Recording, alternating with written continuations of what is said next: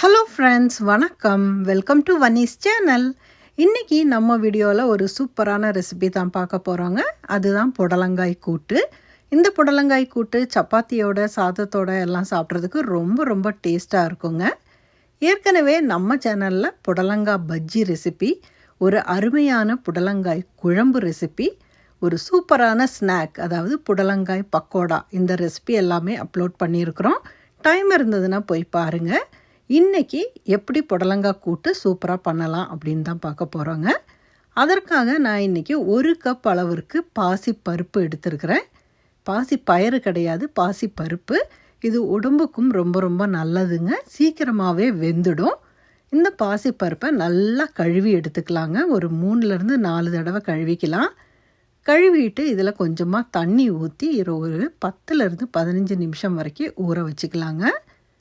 ஊற வைக்கும் பொழுது சீக்கிரமாகவே வெந்துடும். எந்த பருப்புனாலும் நீங்கள் கொஞ்ச நேரம் ஊற வச்சிங்க அப்படின்னா சீக்கிரமாகவே வெந்துடும்.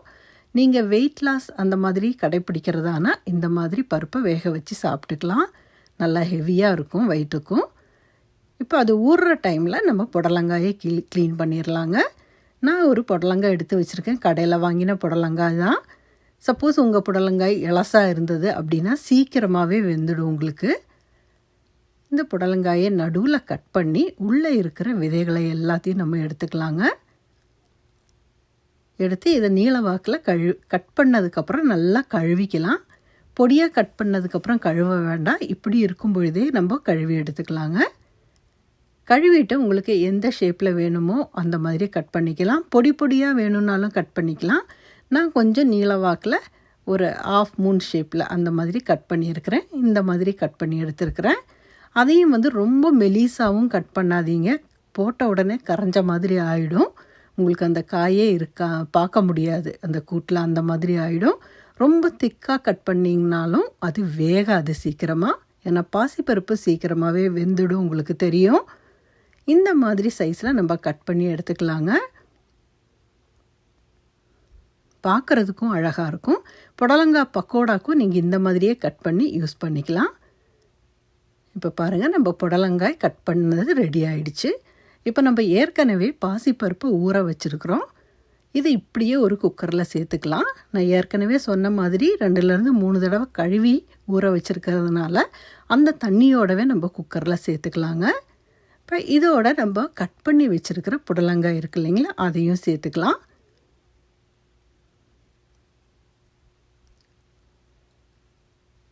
இது சீக்கிரமாகவே வெந்துடும். தேவையான அளவு உப்பு சேர்த்துக்கோங்க. புடலங்காய் பார்க்குறதுக்கு நிறைய இருக்கிற மாதிரி இருக்குது. வேகும்போது கொஞ்சம் கம்மியாயிடும். அதனால் உப்பு சேர்க்கும் பொழுது பார்த்து சேர்த்துக்கோங்க. ஏன்னா வேணும்னா அப்புறமா கூட நீங்கள் சேர்த்துக்கலாம். எப்போவுமே குக்கிங் பண்ணுறவங்களுக்கு இது ஒரு பிரச்சனையே இருக்காது. உங்களுக்கு தெரியும் எவ்வளோ உப்பு சேர்க்கணும் அப்படிங்கிறது. இப்போ இதை நல்லா கலந்து விட்டுக்கலாம். இப்போ நம்ம ஸ்டவ்வை ஆன் பண்ணிடலாம். ஆன் பண்ணி இது கொதிக்க ஆரம்பிக்கட்டும். பாருங்கள், நல்லா கொதிக்க ஆரம்பிச்சிடுச்சு. இப்போ நம்ம குக்கரை மூடிடலாம். மூடி ஒரு விசில் வச்சா போதுங்க. சீக்கிரமாகவே வெந்துடும். நீங்கள் ரொம்ப நேரம் வச்சிங்கன்னா அந்த புடலங்காய் எல்லாமே குழஞ்ச மாதிரி ஆகிடும். ஒரு விசிலில் நம்ம ஆஃப் பண்ணோம் அப்படின்னா அந்த ப்ரெஷர் இறங்குறதுக்குள்ளேயே அது நல்லா வெந்து எடுத்துரும். இப்போ பாருங்கள், நம்ம குக்கரை திறந்து பார்க்கலாம்.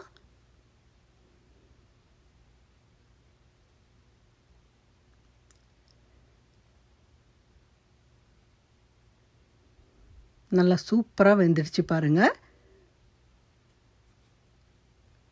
இப்போ நம்ம இந்த மாதிரி செஞ்சு சப்பாத்தியோடு சாப்பிடும்பொழுது ஒரு சப்பாத்தி எடுத்துகிட்டு இதை ஒரு பவுலில் எடுத்துக்கிட்டோம் அப்படின்னா அது நம்மளுக்கு நல்லா ஸ்டமக் ஃபில் ஆகிடும். ரொம்ப நேரம் பசிக்கவே பசிக்காது. இப்போ இந்த பருப்பு எல்லாமும் நல்லா மசிஞ்சிடுச்சு பாருங்கள், நல்லா வெந்து. இதோட கொஞ்சமாக மஞ்சள் தூள் ஆட் பண்ணிக்கலாம். நம்ம கொஞ்சமாக மிளகாய் தூள் ஆட் பண்ணியிருக்கிறேன். இது குழம்பு மிளகாய் தூள் தாங்க. நீங்கள் சாம்பார் பொடி இருந்ததுன்னா அதையே யூஸ் பண்ணிக்கோங்க. நான் எல்லா குழம்புக்குமே ஒரே பவுடர் தான் யூஸ் பண்ணுறேன். இப்போ இதோட கொஞ்சமாக தண்ணி சேர்த்துக்கலாம். இது குழம்பு மாதிரி ரொம்ப காரமாக இருக்கக்கூடாது. கூட்டுங்கிறதுனால கொஞ்சம் ஒரு காரம் இருக்கணும், அவ்வளோதான். நீங்கள் பச்சை மிளகாய் சேர்க்குறேன் அப்படின்னாலும் சேர்த்துக்கலாம். ஆனால் அந்த காரம் இருக்காது.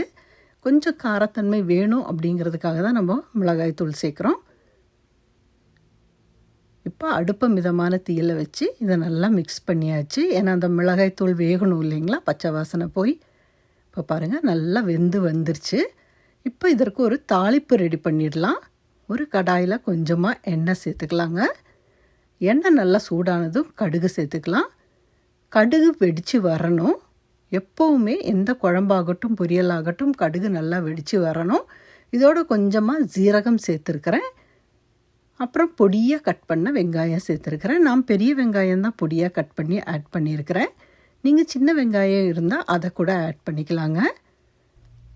இப்போ நம்ம இதுக்கு பதிலாக சின்ன வெங்காயம் கூட சேர்த்துக்கலாங்க. ரொம்ப ரொம்ப டேஸ்டியாக இருக்கும். இல்லை பெரிய வெங்காயம் கொஞ்சம் சின்ன வெங்காயம் கொஞ்சம்னு மிக்ஸ் பண்ணி கூட சேர்த்துக்கலாம். இப்போ வெங்காயம் நல்லா வதங்கிடுச்சு இல்லைங்களா, உடனே நம்ம கொஞ்சமாக கருவேப்பிலையும் வரமிளகாயும் சேர்க்குறோம். வரமிளகாயை 1-2 கிள்ளி சேர்த்துக்கலாம்.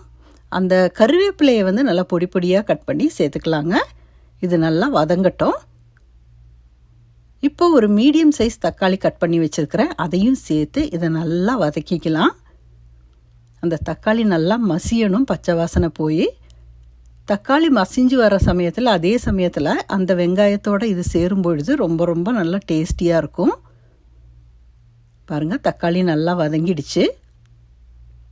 எப்போவுமே நம்ம கருவேப்பிலை கொத்தமல்லி ஆகட்டும் எதுன்னு சேர்க்கும் பொழுதும் பொடி பொடியாக கட் பண்ணி சேர்த்துக்கலாங்க குழம்புல. அப்போ தான் எல்லாத்தையும் சாப்பிடுவோம்.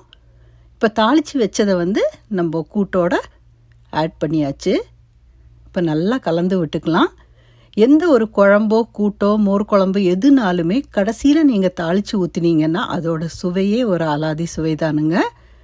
இப்போ சுடு சுடு சாதத்தோடு இந்த கூட்டை சேர்த்து சாப்பிடும்பொழுது ரொம்ப அருமையாக இருக்கும். அதுவும் சுடு சாதத்தில் கொஞ்சமாக நெய் விட்டு இதை சேர்த்து சாப்பிடும்பொழுது சூப்பராக இருக்கும். கொஞ்சமாக கொத்தமல்லி தழை தூவிக்கலாங்க. நான் ஏற்கனவே சொன்ன மாதிரி கொத்தமல்லி தழையாகட்டும் கருவேப்பிலை ஆகட்டும் பொடியாக கட் பண்ணி சேர்த்துக்கோங்க.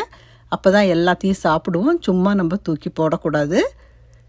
ஏன்னா கருவேப்பிலையில் வந்து நிறைய அயன் சத்து இருக்குது, இரும்பு சத்து இருக்குது. அதனால தான் சொல்கிறேன். சப்பாத்தியோட பூரியோட சாப்பிட்றதுக்கும் இந்த கூட்டு ரொம்ப ரொம்ப சூப்பராக இருக்குங்க. பாருங்கள் பார்க்கவே சூப்பராக இருக்குது.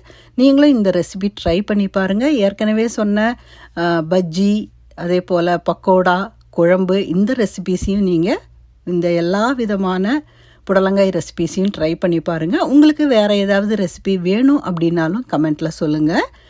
இது வரைக்கும் நம்ம சேனலை சப்ஸ்கிரைப் பண்ணாமல் ஃபஸ்ட் டைம் பார்க்குறவங்களா இருந்தால் சேனலை சப்ஸ்கிரைப் பண்ணிக்கோங்க. கூடவே பக்கத்தில் உள்ள பெல் ஐக்கானை அழுத்தி அதில் ஆளுங்கிற ஆப்ஷனை அழுத்திக்கோங்க. உங்கள் ஃப்ரெண்ட்ஸோட இந்த வீடியோவை ஷேர் பண்ணுங்கள். மீண்டும் அடுத்த வீடியோவில் உங்களை சந்திக்கும் வரை பாய். தேங்க்ஸ் ஃபார் வாட்சிங்.